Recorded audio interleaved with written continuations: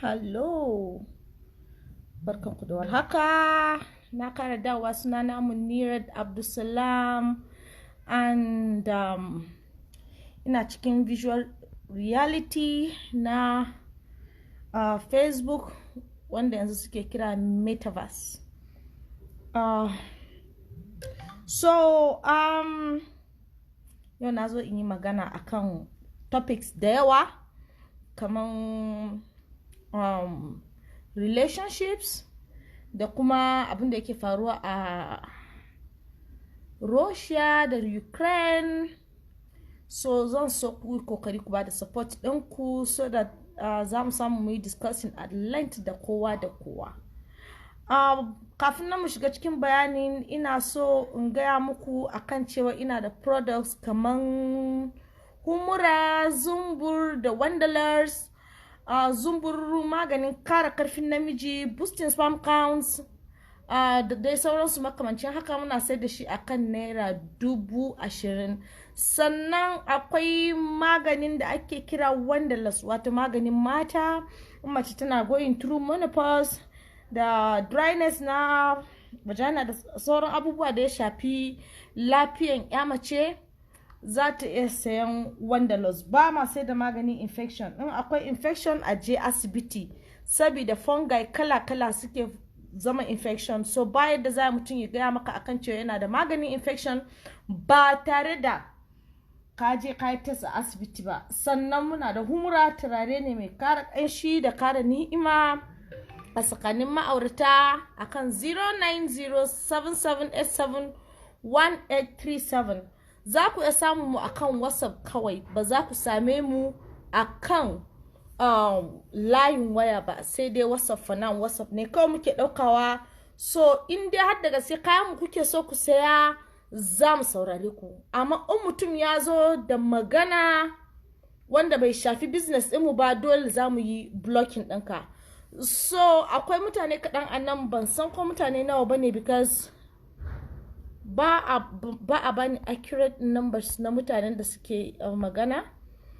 So let's see how this goes. I'm trying to figure out mutane nawa ne anan, but ban sani ba, so I don't know. First time da na using na wannan app din kenan, and I'm very sure it's going to be very, very beneficial to everybody. So za mu yi magana on different topics, especially akan rigiman da ake tsakanin Russia da Ukraine. So let's dive in ba tare da bata lokaci sosai ba, but I need to know what is happening here. Ko mutane nawa ne suke nan, because ban san me yake faruwa ba, but I can't seem to find a number akan mutanen da suke kallo na a nan wurin. For some reason ban san me yasa ba. Ba ni da control na numbers dina. Okay, so kamar da na faɗa, yau za mu yi magana akan abubuwan da yake faruwa a duniya. So let's dive in. Duk da cewa Facebook nawa 90% of it is occupied by maza, and maza suna ga kamar mace ba ta da opinion when it comes to politics, when it comes to international issues, when it comes to anything at all, because the natural assumption is babansu ne ke zuwa gida ya tara su ya musu hira. Mamansu ba ta magana, sai dai ta magana akan sun ci tuwo sun koshi ko suna cikin kishin, ko yaushe za su yi bacci, yaushe za su yi wanka, yaushe za su je makaranta. So the natural assumption is mace ba ta da opinion akan abin da ya shafi international laws, international matter. But then the thing is, duniyan nan ya canja, is no longer the same world again. Everybody can have an opinion. Da Allah baya so in yi magana, ba zai bani baiwa ba, ba zai bani bakin da zan yi magana ba akan abubuwan da suke faruwa. So na ga messages kaman wurin Ummi Aisha, ta ce sannunki Munira, ina miki fatan alkhairi. Ummi Aisha, ni ma ina miki fatan alkhairi. Kasim Abubakar ya ce good evening. Good evening Kasim. Wannan Mubarak Ishak ya ce hala yau zafi kike ji ko I don't know, ban sani ba. I like to believe that muna a Nigeria duk inda kake yanzu ana lokacin zafi. So yeah, there's that. But then again, I don't think it's relevant or relative. Anyway, so kamar yadda na faɗa, ni zan yi bayani akan abin da yake faruwa a Russia da Ukraine da dalilin da yasa ko da wasa Africa bai kamata mu shiga cikin wannan rigiman nasu ba. Iyaka sai dai mu yi musu addu'a mu ce Ubangijin Allah ya ba su zaman lafiya. Ubangijin Allah ya kawo musu karshen haddace da su wayen da yake faruwa a wurin. Amma ko da wasa Africa ba za mu sa bakinmu a cikin rigiman da yake faruwa a waɗannan kasashen ɗin ba. Me yasa na faɗi haka?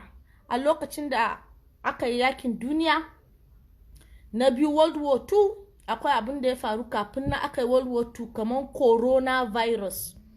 An yi flu mai karfi sosai a cikin African countries. Oh God, this is so embarrassing. So an yi flu mai karfi tsakanin African countries gabaki ɗaya na duniya. Oh God, sorry, what am I even saying? This is a huge distraction. Okay, let me just silence this. Alright, so kamar da nake faɗa, abinda muke witnessing yau yana faruwa kamar tarihi ne yake repeating kanshi a duniya gabaki ɗaya. Ina ma iya cewa akan cewa duka abinda kuke gani yana faruwa ya riga da ya faru daga baya. So it's like kamar cycle ne wanda yake kara dawowa. A lokacin da aka yi yakin duniya na biyu, kafin a yi yakin duniya na biyu, an yi abinda ake kira Spanish flu, wanda ya zagaye duka duniya gabaki daya, kamar yadda coronavirus ya zo ya zagaye duniya gabaki daya, affecting economy na duniya gabaki daya, affecting lafiyar mutane gabaki daya a duniya, ya sa duniya duk ya shiga cikin tashina. Sai kuma bayan da shekara 1 zuwa 2 sai aka fara yakin duniya, wato World War II. So similarities din anan shine, a yanzu mun kalli abin da ake kira kaman coronavirus, sai kuma gashi nan kuma an fara wannan rigima tsakanin Ukraine da Russia, sannan kuma ana rigima a su sauran African countries, Somalia da su ina. So similarities in is so uncanny that yana da wuya ba za a iya a yi magana akan waɗannan similarities din ba. Yakub Abdullahi ya ce, salam Munirat, barkanki da wannan lokaci, da fatan kina cikin koshin lafiya daga Yakson na masoya. Wallahi ni masoyinki ne, hakika ina yinki wallahi. Na gode, Ubangijin Allah ya saka da alkhairi. Ina yin ka nima, duk wanda yake yi na ina yin shi. Ubangijin Allah ya bar soyayya da zumunci. Ubangijin Allah ya kara mana zumunci da son juna, ya ba mu zaman lafiya kuma. So Russia dai da garin da ake kira Ukraine kakannin su guda ɗaya ne. Yare ɗaya suke yi. Abin da yake faruwa, wurin da Russia suke aje manya-manyan makamansu na yakin duniya gabaki ɗaya shine a cikin garin da yake Ukraine, kafin nan aka zo aka raba kasan ɗin. So da aka raba kasan ɗan, Ukraine ya zama an independent democratic society. Meanwhile Russia kuma shi yana zaune shi kadai daban. Amma duk da haka Russia an babbare Ukraine daga jikin Russia ne. In fact, based on history, kakansu duka ɗaya ne. Yanzu me yasa na ce akan cewa Africa kasu saka bakinsu a cikin wannan rigima ɗin? Yanzu kamar a ce mutanen gida ɗaya ne suna faɗa sosai. Kaga an ce za a kira bare ya zo ya shiga cikin wannan rigiman ɗin nasu, shi sai dai ya yi sulhu, amma ba dai ya saka baki ba. To sabida me, a lokacin da aka yi yakin duniya na kashi biyu, sun fara yakin su kamar haka a can, sai aka ce akan cewa Africa su turo da mayaka su tafi turai saboda su je su yi yaki, su je su yi walwo. Sun tafi wannan yakin duniya ɗin, na tabbata kawuna ma ya je Yugoslavia wannan yakin ɗin. Sun je sun yi yaki, sun gama yin yakin su gabaki ɗaya, kafin nan su dawo Africa sun zo sun samu Baturai sun kwace mana natural resources mu, sun kwace mana duka abubuwan da muka tanada, sun kwace mana duka wasu industries mu, which ya leading yau ba mu da growth sosai. Shi yasa Africa bai yi girma kamar yadda ya kamata ba. Now abin din shine wa'annan mutanen Russia da wannan da Ukraine din nan akan mene suke faɗa? Power play ne kawai da ego ɗinsu. Ego ɗinsu is the sense that menene wannan Vladimir Putin yake so. Vladimir Putin inda yake aje makaman shi, inda natural resources da mai ɗin gabaki ɗaya yake a Ukraine ne. Ba wai Russia ba mai ba, saboda Russia suna supply mai na duniya gabaki ɗaya na wasu kasashe European countries. So inda suke aje makaman su yana kusa da Ukraine. Na wa'annan mutanen da suke kiran kansu NATO din nan, national why ne, ni na karanta ni na ma karanta na ma manta. But if there is a need zan iya in kara in yi research in wani yana so ya sani full definition din. So sun yi forming kamar alliance ne akan cewa duk country din da yake fada da wannan country din za su hada baki. Za su hada baki, in sun hada baki, in wani abu ya samu wannan country guda ɗaya za su ba da gudumawa. Now Russia an sani da jimawa ba sa shiri da America. Da jimawa ba sa shiri da America, in ba kaman shi Donald Trump ba lokacin da ya zo. Mutane da yau suna zagin Donald Trump, amma Donald Trump ba ɗan siyasa ba amma ɗan kasuwa ne, saboda haka ya san yadda ake zama da mutane.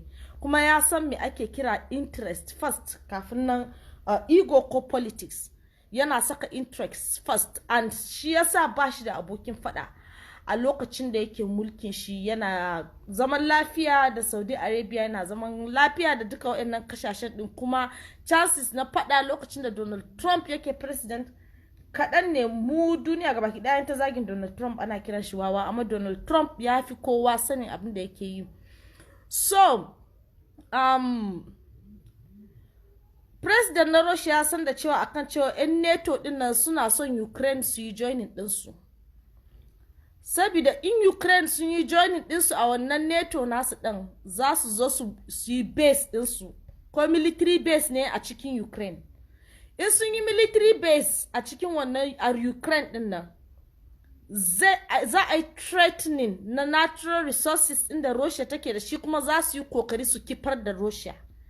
Shi yasa yake kokari shi ma ya nakasa su kafin nan su nakasa shi, tunda an ce akan cewa kashe mai niyan kashe ka kafin ya kashe ka, ko Vladimir Putin dan siyasa ne, ya gane yadda ake yin siyasa. So ta yaya wannan abun zai shafi Africa? The moment wannan abun aka ci gaba da yin wannan faɗan ɗin, let's assume sun tashi even by mistake sun shiga cikin Poland. Poland yana nan very close to Ukraine. Faɗin na ya shiga cikin Poland, duka NATO za su tashi. Waɗannan countries inda suke da alliance da NATO ɗin su Germany, United Kingdom, waye da United States of America, duka za su tashi, za su ce akan cewa za su yaki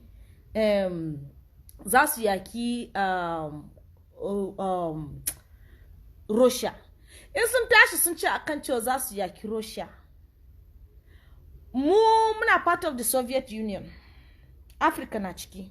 In faɗan ɗin ya fi karfinsu, za a ce akan cewa a ɗauko mayaka daga Africa. Yep, za a ɗauko. Ba mu da missiles, ba mu da nuclear, amma kuma kowa ya sani akan cewa bakin fata yana da karfin da bature bai da shi. Bakin fata ɗaya he is equal to almost baturen nan guda 20. Kowa ya sani akan cewa su biscuit bones ne.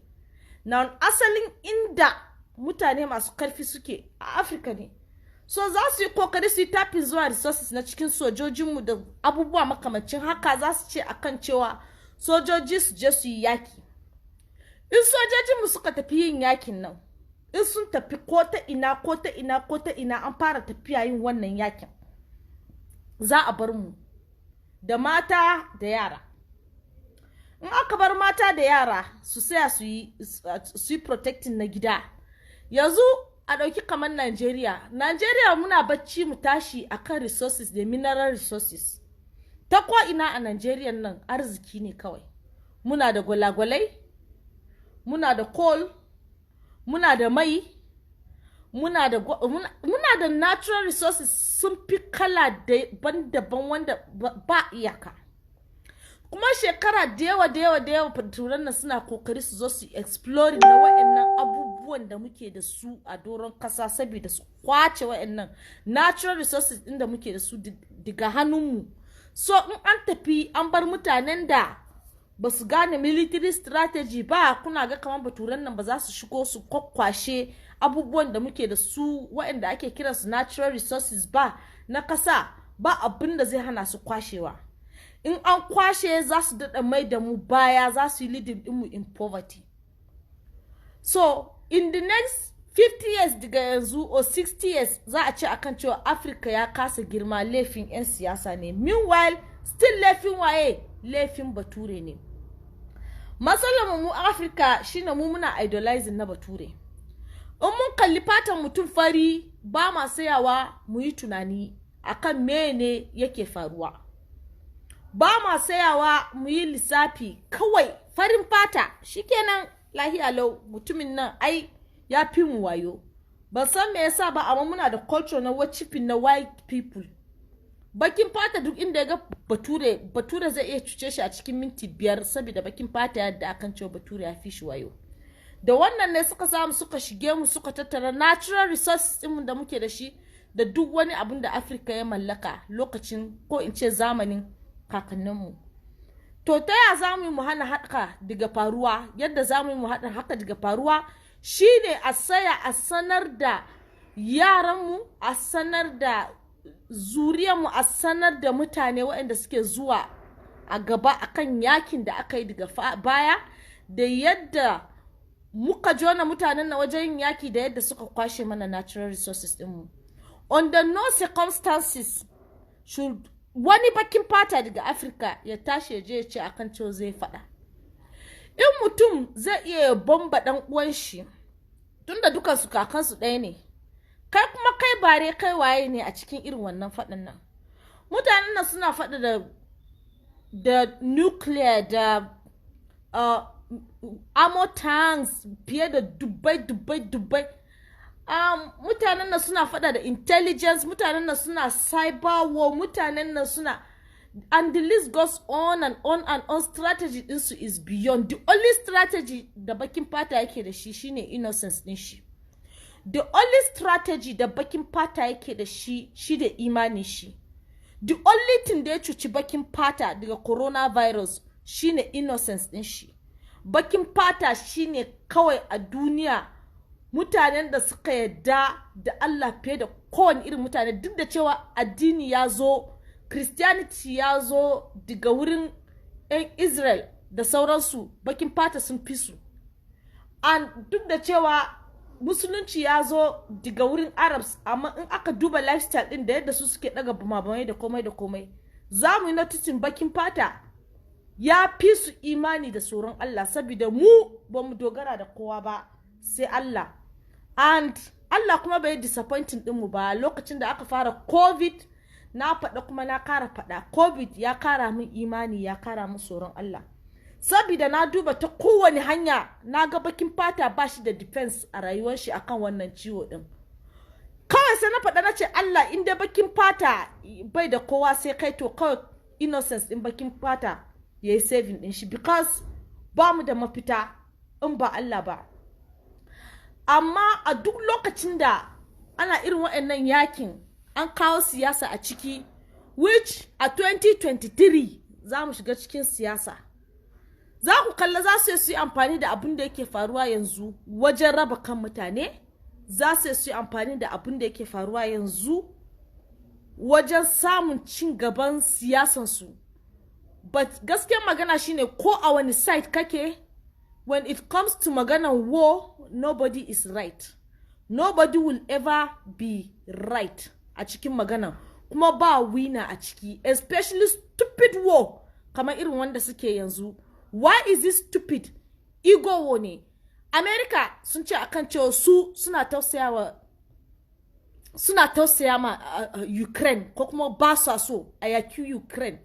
da gaske ne America ba sa so a yaki Ukraine da gaske saboda magana ɗaya ne kawai America za su yi rannan president na Ukraine ya yi signing akan cewa application akan cewa yana so ya yi joining na mutanen da ake kira su NATO din nan application din shi might probably last forever kafin na yi accepting banga possibilities na Ukraine joining din NATO ba gaskiyar magana kenan abu ne mai kaman wuya faruwan haka abin da zai sayar da duka wannan rigiman nan da ake yi tsakanin Russia da Ukraine magana ɗaya ne kawai daga wurin shugaban kasan America ya fito ya faɗa akan cewa ba zai yi accepting na ba za su yi accepting na 'yan Ukraine a cikin NATO ba in yau suka fito suka faɗa akan cewa ba za su yi accepting na 'yan Ukraine as part of NATO ba yakin nan gabaki ɗaya zai saya an kuma da Ukraine su shiga cikin NATO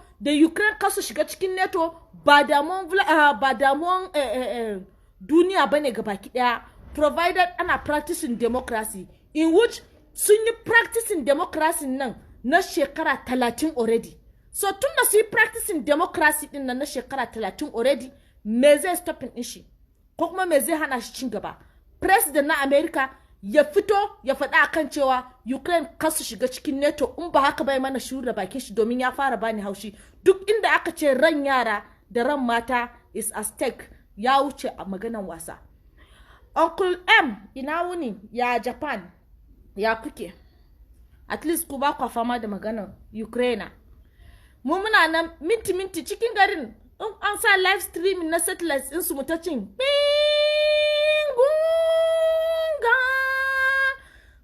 kullum live stream abin da ake kenan kaga wuta yana tashiwa tup ta can tup kaji president na America ya fito kir yana magana akan cewa war against humanity ana kashe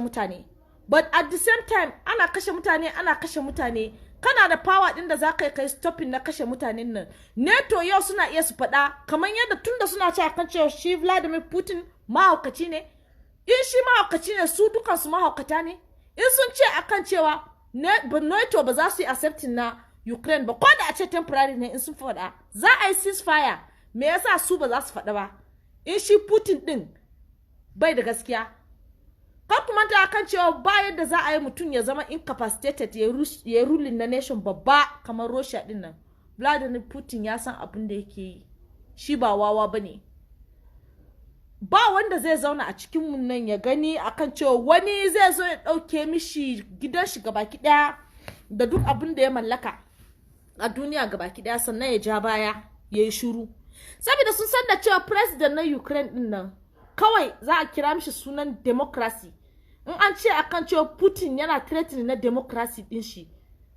ai irin Russia sun kwashe source of democracy din su Ukraine zai zama ba kasa ne masu democracy ba kaza daga an kira sunan freedom za a dauke wa mutum freedom din shi to shikenan an daga hankalin kowa da kowa kenan but it's about ego da a ce faɗin nan bai kai duk inda yake ba gaskiyar magana kenan just imagine a ce kamar yanzu a Nigeria kuna ga kamar irin wannan faɗan zai taɓa faruwa ba zai faru ba don me muna da apart from the fact that akwai leadership a system akwai kuma abin da ake kira respect tsakanin leaders tunda Buhari ya hau kan mulki ina kallon gwamnoni arewacin Nigeria da wasu wuraren din ba wanda nake gani yana sai akan kafan shi gaishe da Buhari duk da cewa demokradiya ake yi dukansu sun respecting din shi a matsayin uba za su durkusa su gaishe shi kai wannan president nasu din nan na Ukraine din nan kai ka ce kai comedian ne to kai comedian ne me yasa ba za ka ba Vladimir Putin dariya ba ka duka sashi yana dariya ka bashi respect din shi tunda kowa sun da cewa mutumin nan shi kadai ne wanda ya fito lokacin da ma ba shi da wani mulki ba shi da ma wani abin da yake rike da shi ba shi da wani title ya fito mutane suna kokarin rigima ba bindiga ba komai a jikin shi ya fito ya gaya ma mutane magana ya ce musu akan cewa in kuka shiga cikin ginin nan za mu rusa ku ba bindiga a hannun shi lokacin da ya magana amma yana da that much charisma da power din mutum ne wanda tun da aka haife shi yana da charisma din shi da power din shi da komai din shi, and kuma definitely in za a saya a karanta from both side kafin na a yi judging na abin da yake faruwa, za ku ga kamar maganan shi akwai dan gaske a ciki, duk da cewa ni ba na supporting na crime against humanity. Ko daidai lokaci ɗaya duk wanda zai ɗauke rai guda ɗaya ba mutumin da ni zan taɓa zama tare da shi bane ko kuma iya supporting ɗin shi a rayuwa. That is just the truth. Gaskiyar magana shine ba rai da ya fi rai. Kowane rai yana da muhimmanci a idon Ubangiji. Tunda ɗan adam ba za ka iya halicci komai ba. So saboda haka shi Vladimir Putin kamar da na faɗa a last video na yana gani kamar shi miji ne wanda ya saki matan shi da jimawa, amma kuma har yanzu suna soyayya, suna daduro a waje. Suna daduro sai kuma ta sami miji ta ce akan cewa za ta yi aure. Mijin da za ta auren nan kuma mijin da za ta auren nan kuma babban makiyin shi ne a duniya. So saboda haka ya nuna akan cewa ko ta dawo gida ko kuma ya rusa ta gaba ki ɗaya, kawai kowa ma ya yi asara daga sabon mijin har zuwa shi har zuwa yaran shi. To abin da yake faruwa kenan, kun ga akwai ego play a cikin wannan abin ɗin. So wani irin lesson ne za mu ɗauka daga wannan abin da yake faruwa mu as Africans? In irin wannan abin yana faruwa, tsofaffi sun san abin da suke cewa akan cewa in gemu ɗan uwanka ya kama da wuta, shafawa naka ruwa. Ni shawarar da zan bayar shine African leaders, dan Allah dan Annabi, kar ku sa bakin mu, kar ku politicizing na wannan abun, ko da wasa kar ku samu a cikin wannan lamarin. Ba ruwan mu ɗan Africa da cikin wannan rigiman nan, san muna respecting na shugabannin mu gabaki daya, muna respecting na shugabannin Africa. Ni na fi respecting na Baba Buhari akan kowane shugaban kasa na duniya gabaki daya. Gaskiyar magana kenan. Don me Baba Buhari ba zai taɓa bari a kashe mu ba, wallahi tallahi. So ya fi mun kowa daraja. Gaskiyar magana kenan. In kun kalla ana kashe-kashe ba da son gwamnatin mu bane, saboda ana da imani kamar haka. Har yanzu akwai tsoron Allah a ciki. Abin da bai riga da ya faru ba, baka da right ka ce zaka ci tsoron shi. So shi yasa ta inda Vladimir Putin din nan ko na sunan shi nan ya kuskure. Ya kamata future ya taking care of itself. Yanzu Ukraine akwai 20% na institutions ɗinsu na makarantunsu a Ukraine bakakin fata ne suke ciki. Yaran Najeriya sun fi dubbai waɗanda suke karatu a Ukraine. Some of the best software engineers da muke da su a Najeriya sun yi karatu a Ukraine ne. So what does this imply? Duk ta yadda ka kalli wannan abin ɗin an cuci duniya ne? Because an rage number na software engineers din da muke da su, an yi slowing na progress, na human progress a rayuwa gaba kiɗa. And for what? Saboda ego na Vladimir Putin. In ya bar America suka ɗauki Ukraine, ko kuma suka shiga Ukraine suka gina military base a wurin ɗin, ya yi losing. Haka yake gani. Well, kamar da na faɗa sannan na irga muku dalilan shi na abin da yake duk da cewa ba dalili. Ni fa ana gani mutum bai da wani dalili ko kaɗan. Ba ka da dalili ko kaɗan, ko daidai na minti 5 ka ce akan cewa za ka ɗauke ran wani. Is that simple? Ba abin da ba za a iya solving ɗin shi a rayuwa ba with simple maganan baki. Shi yasa Allah ya ba mu baki mu yi magana. Mu yi ci abinci kuma mu yaba mishi kuma mu mai ibada. It's very very simple. It's as simple as that. A duk lokacin da ka kasa yin duka waɗannan abubuwan din da bakinka, then kwakwalwanka is very useless. Ko guda ɗaya a ciki in ka bari kwakwalwanka it becomes useless. Mutane sun aje tsoron Allah daga gefe, duk da cewa ni ba malama bane. Fuck all of you. Mutane da yawa bana ma shiri da su anan saboda abubuwan da suke min. Daga hijabi, police suna zagi na, bana son saka hijabi. Sai mutanen da suke zagi na ba su ma fahimci ko ni waye ba, da mutanen da suke aibata ni, da mutanen da suke min kallon yan iska, da mutanen da suke min kallon ba ma abin da ba sa kira na. Na ni ba wai ina shiri da mutane ba, but on a more serious note, zan iya bomba su don bana shiri da su, ko don suna zagi na, ko don wasu su suna cewa kan cewa jini na ya halalta. Nope. ba zan iya kashe su ba, saboda me akwai tsoron imani da tsoron Allah ko. A duk lokacin da mutum ya cire tsoron Allah a cikin lamuran da yake yi, mulki ne yake yi, mu'amala ne yake yi da mutane, menene yake yi whatsoever a rayuwa, a duk lokacin da ka cire Allah daga cikin equation din, to a rika samun matsala kenan. A rika samun matsala kenan, saboda matsalan din da zai zama ma baka da control akan shi.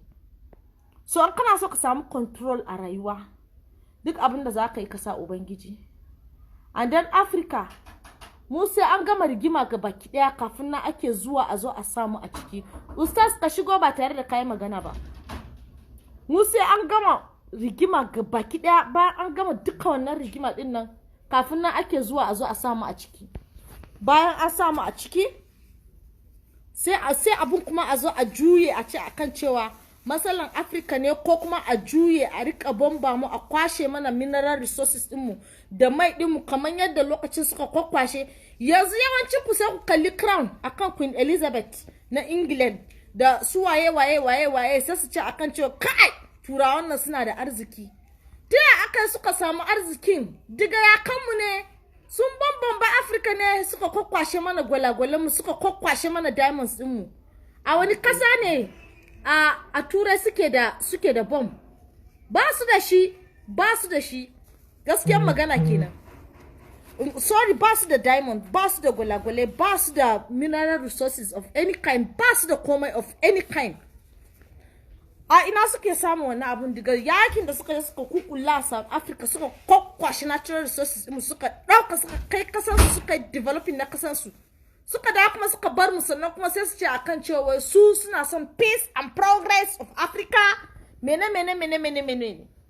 Muhammad Gaddafi ya yi kokari ya haɗa kan African leaders. An tashi an kira shi traitor, an yi mishi kisan, ko kisan mene ma zan kira, kisan murciya ne ko kisan ya ne zan kira abun ne. It's so unfortunate because duk wanda ya tashi tsakani da Allah yana so ya taimaki Africa. Bari ga muku one fact yau, wannan mutumin nan da suka kashe shi dinnan suna kiran shi dictator, wannan katon mutum dinnan mai bakin fuska dinnan, in akwai wanda ya san sunan shi ya rubuta musu sunan shi a comment section, ni na manta.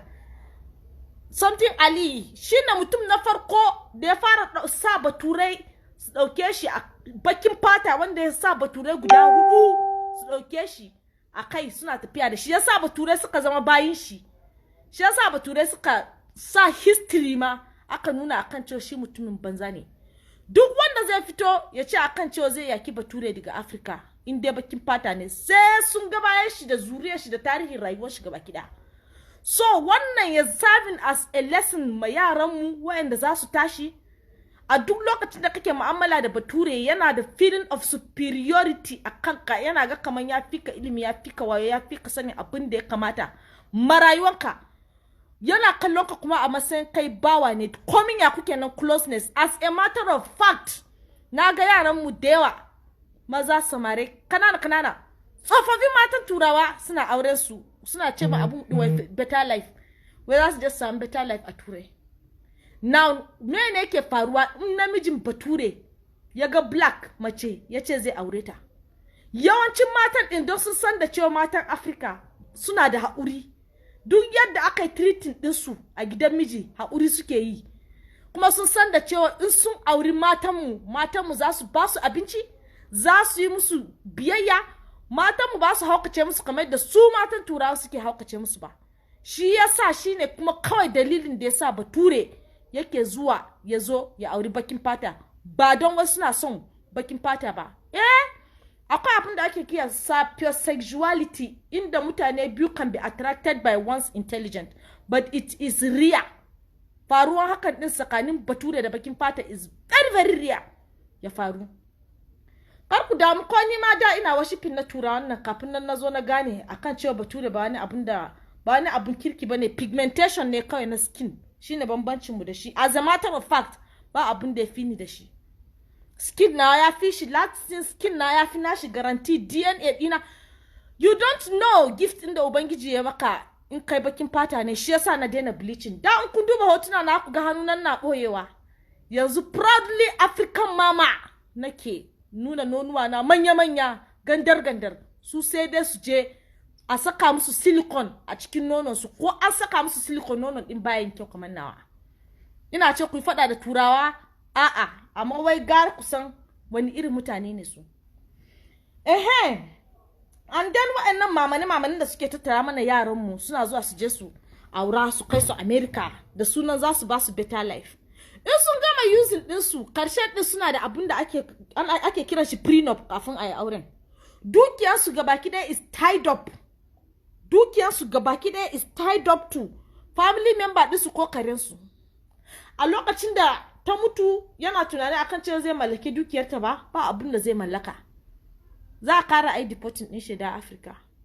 So ya kamata mu yi wise up Africans, mu bude idon mu. Ba kowane fada bane kawai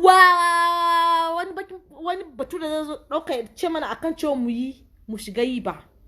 Especially wannan, because da duk yadda na duba wannan abun, a duk lokacin da wannan fadan nan ya kai sati biyu ana yi, wallahi za fara ce akan cewa NATO za su shigo, waye za su shigo, the next thing za ce akan cewa Africa su kawo volunteer na mayaka. Ba mu da mayaka, ba ma yaki a Africa. Abinda muke yi shine mu yi rawa a Africa, mu bautawa Allah, masu bautawa Allah, masu shan burkutu su sha burkutu, masu yin auratayya kala su yi auratayya kala, masu yin sarauta su yi ta sarautar su, masu yin gulma su yi gulman su. Ba ma dambe, ba ma fada, sai dai su Ebola sarkin kun san wanda ake kira shi Ebola wanda yake dambe a Kano, sai dai irin su ne kawai wa'anda wannan kuma match ne, wannan kuma wasa ne. So saboda haka is about time kar wani a zo a rudi wani da sunan wani wasu waye wasu surutai su sa mutanen ko sojoji mu su rasa rayukansu, sannan mu kuma a zo a kwashe mana raguwan gwalagwalan mu. Kar ku manta akan cewa mu a arewacin Najeriya, Jos, me sunan garin ne? Ya Gombe ma? Borno, Zamfara gabaki ɗaya da kuke ganin shi nan gol ne a wurin ne. Yana ɗaya daga cikin, aka ce yana ɗaya daga cikin abubuwan da yake sa ake rigima. Well, ban tabbatar da hakan ɗin ba don ban yi research ina akai ba. Amma abin da na sani a nan shine, Najeriya da kuke gani ɗin nan, ya jima da shigan idanun turawan nan. Ya jima da shigan idanunsu. Ana motsi kaɗan yanzu za su zo su shige mu su ce akan cewa ai mu je mu taimake su. Ba wanda zai tashi je musu volunteer, sun fara ego faɗansu a wurin da su gama ego faɗansu. Duka gwamnoninmu a Najeriya suna darajanta shugaban ƙasanmu. Kowa yana darajanta wanda yake gaba da shi. Ba mu san mene rigimar su ba, kar a ɗauko mana da tsakiyar rana wani ya zo ya ce akan cewa yana support. Kar ku yi supporting na wannan abun fa. Ni na ba ku shawara kuma na gaya muku gaskiya. In kun ga dama ku ɗauka, in kun ga dama ku ɗauka. Babban damuwa na shine ne ku sai zumbur. Ku saya zumbur maganin maza, ku saya wandalos maganin mata, sannan ku saya humura, turare unisex bot mata da maza. Yanzu ku duba, ni din nan ma natural resources ne na kwa arewa. The first sex therapist wanda take koya muku yadda za ku zauna lafiya tsakaninku da iyalinku. Ba tare da na je University of Cambridge na je na karanta ba, kuma na producing products guda 3. Wanda they are very potent, kuma ni ba pharmacist bane. Natural baiwa na ubangijin Allah, products inda an ji an gwada su a kowane lab a Nigeria din nan, ba su da illa, ba su da ta inda suke cutar da mutum kafin na aka zo aka fara sayar da su. But kuna recognizing haka? Tura sun nuna muku kakku recognizing mutane kamar mu, ko ba haka ba? To kun ga ɗaya daga cikin matsalolin din kenan. Sannan mu da kanmu muna da habit na worshiping din fair skin, especially Kanawa. Ba ina kokarin zagin ku ba fa, ina faɗan gaske ne. Baka ne in dai abu fari ne. Da a ce ni fara ce yadda kuka gani na yanzu, product ɗinan nan Kanawa ga baki ɗaya da shi za su ta sha breakfast, lunch, dinner, ko lokacin da bai son cin matan shi ma zai sai zumbur, saboda daga hannun farar mace ne. Amma don ni baka kun kalla Kanawa kullum suna zagi na. Ku je ku duba kan social media, za ku ga wanda suka fi zagi na Kanawa ne. Duk da cewa ni na fi son su fiye da kowa. Saboda Najeriya in ba Kano ba Lagos, akwai matsala kenan. So ƴan arewa mu ci gaba da yawa duniya addu'a, mu ci gaba da yi wa musulmai ƴan uwanmu addu'a, kai ba musulmi ba ma, duka wani dan adam, don duk abin da ya shafi dan adam. ya shafi dan adam, kuma duk dan adam da ka gani a duniyan nan Allah ne ya so ya ganshi a cikin duniyan nan da mai kyau da mara kyau.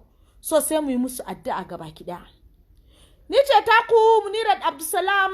In kun kalli bidiyon nan sosai in ci gaba da yi.